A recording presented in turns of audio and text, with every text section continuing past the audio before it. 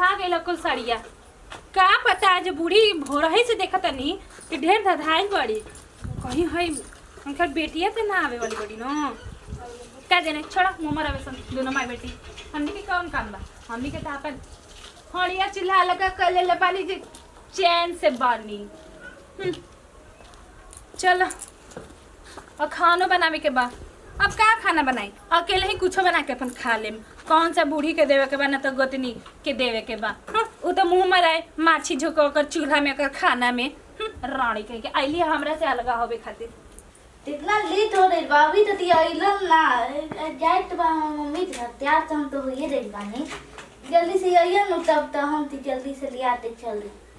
आज मम्मी से भेंट मुलाकात कर ली है। अरे हां आने दे रहुआ बड़ा हमें झाका ताड़ू। अरे अरे नया नया साड़ी पहले बड़ो ई का बात बा हो? हां ओना मम्मी जब का कोनो त्योहार हो का कोनो पर्व त्योहार ना है आज? अब सुनो हमार बात अपने बोलत रहा तो मम्मी तेरा फोन आइल रहे जे ना कहत रही थी आव भेंट तो मन भाई साथ लेते चली तो नहीं है नहीं हट चल चली। हां बस फोन आइए बस चल को नहीं है तब तक मुहूर्त निकलवाई हमरा भी टाइम नहीं कि हम मुहूर्त निकलवाए पड़ी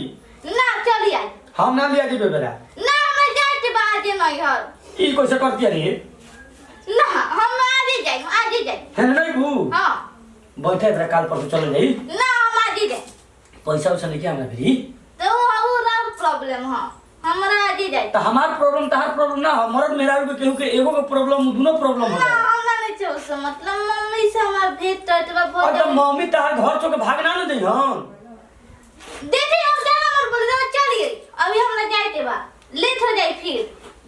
होय तो नहीं को एकदम मेहरा जो मिलल बिया तो डाह के रखले बिया हो तब तो मैं नहीं रो जाना मत बोली रहुआ चल लेते बारे चली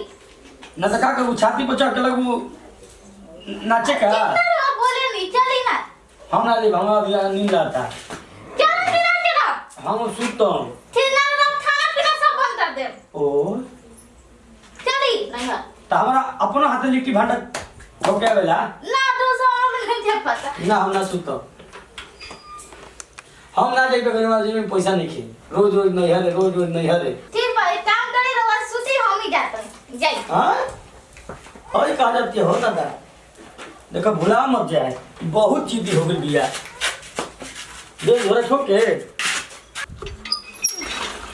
अलगा तो हो गई नहीं लेकिन अलगा होके में ना बड़ी घाटा बटे कैसे कि ना कि अकेले ही इतना सब काम करे के पड़ते थे कम से कम एगो में रही जा तो आधा काम वो करते रही आधा काम हम करते रही लेकिन का बताई सब काम तो इतना तो बाप रे तन की काम करे के पड़ता के अलगा होखरा में बुढ़िया होती है हमरा से सब्जी मांगती है बारे बा एक हम सब्जी देते नहीं हम इतना मेहनत से बनाई सब्जी इनके रख देती कि तू ला खा ला भाई भी हाथे को चिप लेके आवती कि एगो सब्जी दा तनी खाए खातिर आवते इनके ले सब्जी तक दे देते नहीं अलगा ये खातिर भई रही हम कि तहन के बना बना के हम तो खइबे तहन जनी त अलग उसका मतलब है क्या भई जबकि हम ही जनी के बना के हम तो खइ देता आवते रही जा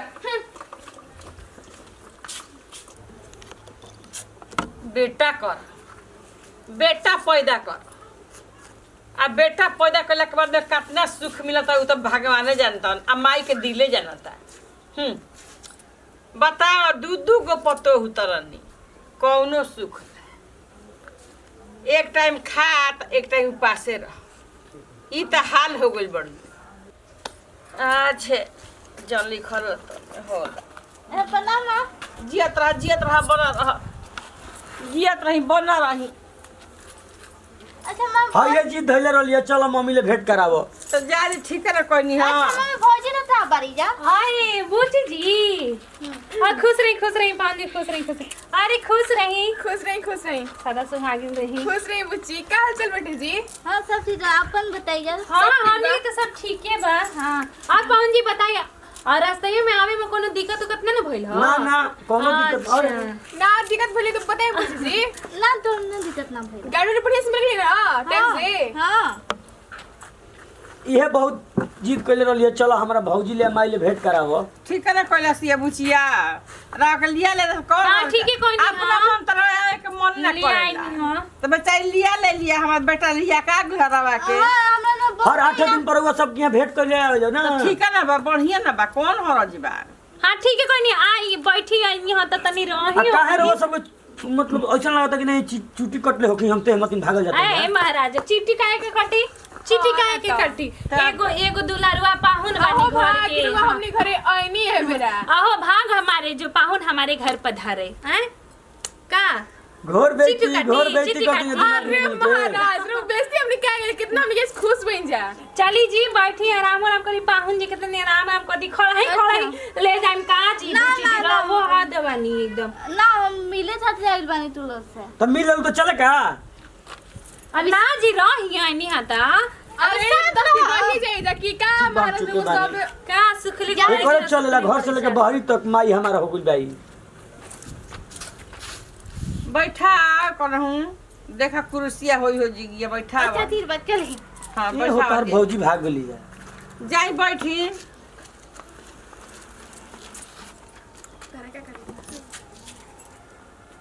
ताकि इनका तो हम तो बैठा देनी रूम में अब मम्मी जी से कहली इधर तो स्थिति बतैली है अब हमरा से तो कुछ छिपल तो नहीं थे सब तो जानते बानी लेकिन ता तोरी अब धरू तो इज्जत बचावे तो न पड़ी अब इनका से ना रह सकती ना अब चाहे तो व्यवस्था देता तो नहीं जा तनी भौजी लोग से पूछे मान ली तेरो मन मान जाई तो चाय बनाते दे दियन जानू ना तो ई जा तनी आओ तनी पूछते करी ना अभी अब ना करी बुढ़ी करा तनी देखा तनी कि कैसे अपन पाहुना जी के स्वागत होता सत्कार होता ना बेइज्जती करा देनी ना बैठल बानी हाँ बुच्ची जी ऐसे ही बैठल बानी अब क्या करी सब काम हम तो कल ही ले बानी माँ जी की तरह वो जानते बानी छिपल तो नहीं खे रहा से कुछ कि हाँ का घर में हो भइल है तब हम का करी हमरा के तो वो अलग करिए दिले बड़ी हाँ तो हम अब कैसे जिद करके उनका संगे रहती बोली रहे बोली यो शोभा देता कि हम उनका से जिदे उनका मथवा पे रही अब उनका मन नहीं के बुच्ची जी कि तनी हमरा लगे तनी पतोहर रहे सन त ना तो उसी हमरो के उसी कली छोटकी तो ऐसे आइली हां कि उ तो खुदे मतलब अलगा हो गईली है बोला रहे कि ना चाही त ना अब इहो बूढ़ी के उहे लिखाइल रहे करम में यही से ओहे भइल हो अब आगे आगे देखी ना बुची जी का होई जो ना होके कि ना उहो होई काहे के हमरा के आलू को दिलिया त हम कौन हक से जाई जी यही से तो हम कुछ नहीं की करत अपन खाता नहीं अपन पियत नहीं अपन रहत नहीं बस अपने आप से मतलब रखत नहीं दुनिया से कुछ मतलब नहीं खे मतलब रख के भी हम का करम जी का करम और रहुआ बताई राउर ससुराल में सब ठीक ठाक बना हां सब तो ठीक बा हाँ जी राउरो सास नीक ना होई न तो रहुआ ऐसी कर ले न तो वो अलग कर दी ना तो खराबे लगी एगो ठेस से पहुंची मन में यही से अच्छा है कि राउर सास देखी सास के अच्छा बात विचार बना हां ना वो ठीक पाहुन जी। बढ़िया बारी पाहुन जी माना तो रंजन ना ये बढ़िया बारा ना सुननी हाँ भी कहत रहन कि कहली हाँ हमरा के लिया चले के तो हम तो बात एकर बात कैसे कटती यही में हमरा सब बुझा गेल है बुच्ची जी की कितना मानत रहन रवा कि ना हमें तो नहीं आई थी चली नहीं है और राव नंदी के जन बियाह होखे रहे कट गई ना हां ये जी तो कहो ना कितना पढ़ाई लिखा तो उनकर अच्छे बा अच्छे तो कैले बाटी ना पढ़ाई लिखा नौकरी ना लागे वाला रहे हाँ, तो का ना लगल अभी ना अभी नहीं से रातर ओ, जब नौकरी जब लागी न तब बियाह करिया यही से रुकल बाड़ी ना तो अपने काटे दिले हुई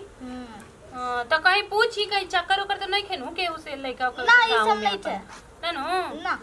ना हमरा के लागल है से सब पूछनी हम बुच्ची जी ना तो हमके कौन मतलब हाजी ना ना। ना तो हमारे रवा आईनी तो ए जितनी आराम धर्म करी तो आईनी बात तो ना हुई बात तो कबो हुई अब तो रहबे ना करम रवा तो आराम उराम करी तनी तनी माँ जी से भी बोली बतियाई हाँ हाँ इतना दिन के बाद उनका से मिले खातिर आइल बनी तो माई बेटी में ना खूब गलबात होके के चाहिए ना तो हम तो वो लोग से तो मिले आइल बानी हाँ हमनी के का हाजी हमनी के तो कबो मिल लेम रवा से ना माए जी के लगल रहता कि हमर बुची अइती तो आइए गनी का तो तनी बात विचार करी अपन पाहुन जी का करतरन आराम करतन का हाँ इधर रूम कर दी आराम कर दी तनी हम तो आओ बैठती रहो के लेकिन अब का भाभी करी हम आवत तो नहीं हाँ सोचनी है कि ना आराम आराम करे दी ना हम आवत तो नहीं। चली जाएंगे जो ना हम तो जानते बनी कि काची तू सोच के आयल रहू हम तो आओ करे जाए खातिरदारी हमके का पड़ल मुँह मारो ऐसा रिश्ता ना तो से चला बहारे हड़े के बतनी बाहर सोहर दी जा तो नहीं वो भौजी के पास देखा तो नहीं शायद वो मान जा जा अभी रवाइजे बैठल बानी। हाँ पूछी जी बोली। हाँ तो तहत रही लो चाय नाज बना दी इंटा तो हम दे देती। हाँ, अरे बुच्ची जी रुआ कैसन बात करते नहीं जानते नहीं। अब हमनी तो अलगे बन जा अगर रुआ के कोनो चीज बना के देम जी ना चाहे कौन चीज रुआ के हम जना खाए पिएगे तो रनबाई बाई ना तो हमनी के ऊपर ना हमनी करिए लो समझ नहीं। एक वजह से ना हमनी ना रुआ कुछ नहीं बना के दे सकत। जब रनबाई हमनी के अलगे कहिए देली तो हमनी के कहां अधिकार कहां बनता कि रुआ हमनी कुछ बना के देवल जी। लेकिन अब ये बात हम इंटा से ना तो बैंक तो अलग बन तो ई बात जोन हमने भी है कहत हमरे भी कहते जाके अपन बड़की भौजी से अपन जाके मायूस कह सकत नहीं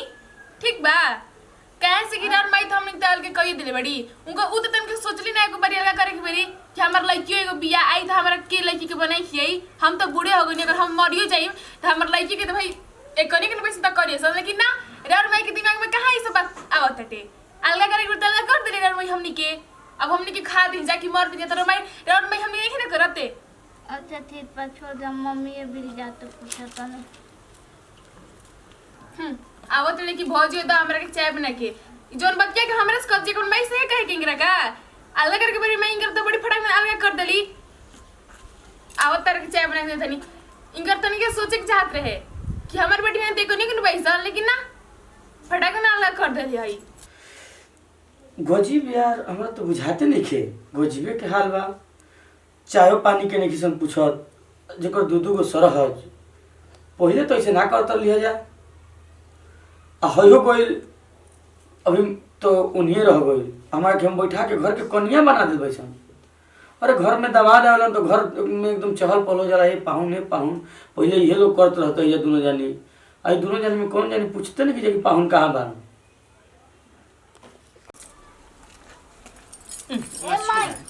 का कैसे देना इंटा ते दे देती हूँ।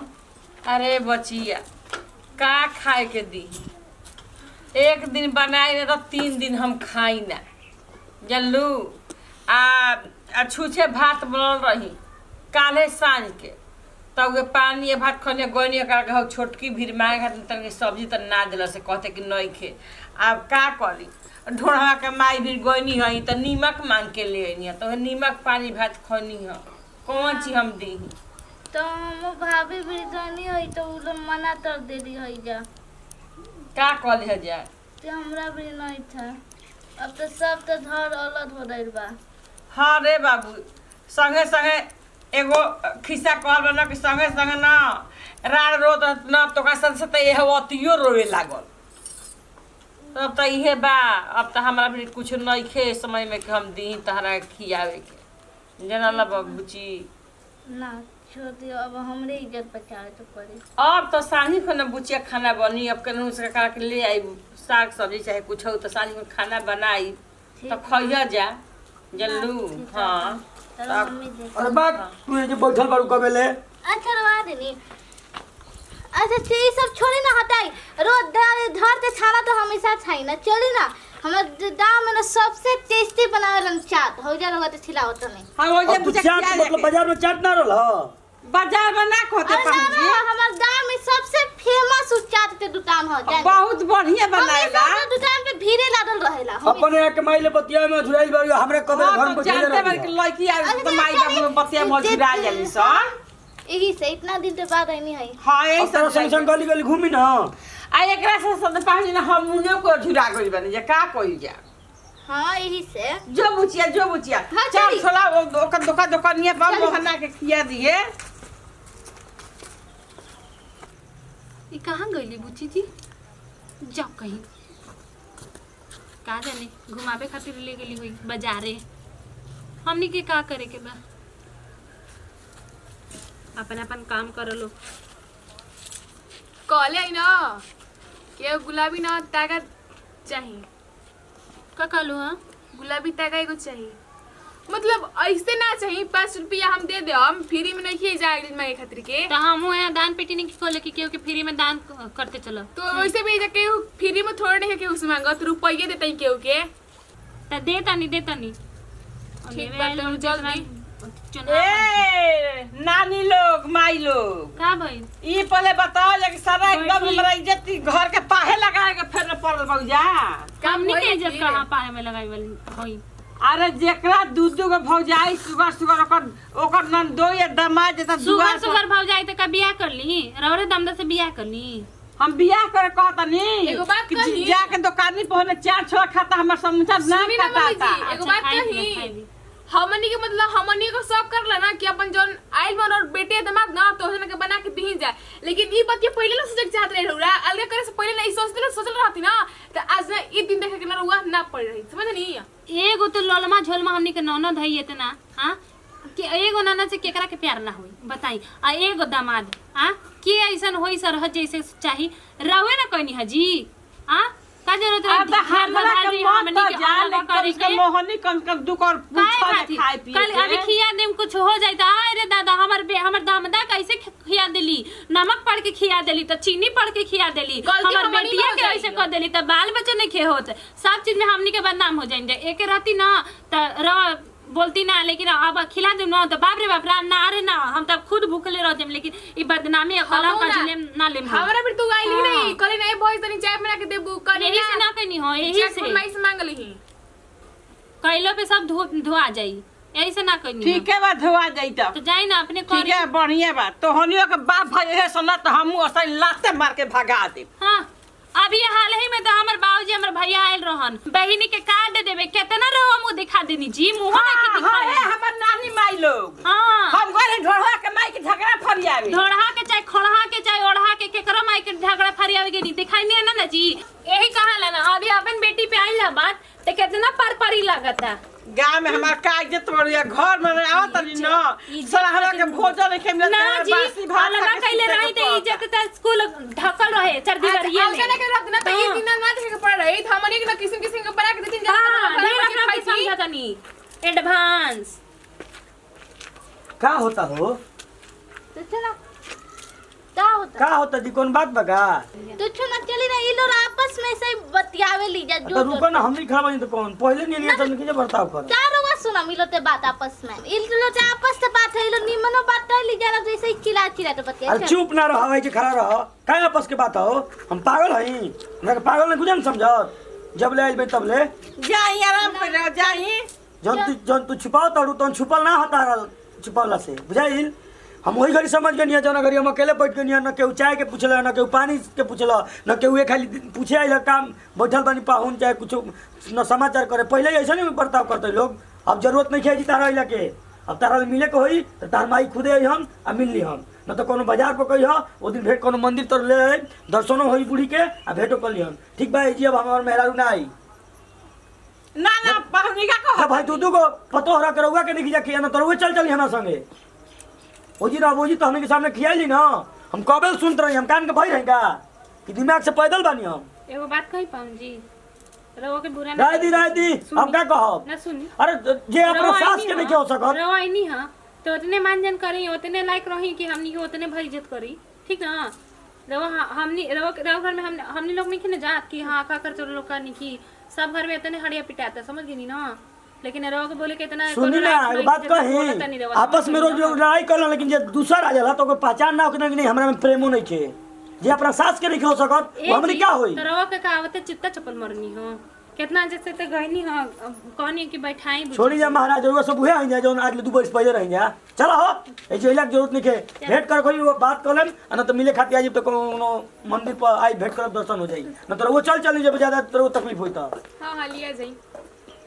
हाँ धान तो तू लोग ला जा इनकर बूढ़ी के धान तू लोग खा जा लेकिन इन लोग पोसा भाव मिका के तो ये चिंता मत रहो ये मत चिंता मत रहो तू लोग हम पोसियो दे भी उनको के ज्यादा मत बहिए सास में मतारी में कोनो अंतर ना होला ढेर होता है पाहुन जी चलो हो हमें ये अच्छा नहीं कोई बाहर हो जाइए कोई ना ना जियत रहो बना रहो चलो, कोई ना अइला हमरा जरूर के पोसी ना तोहन हमरा के पोसा जा ना उ हमरा के पोसी हन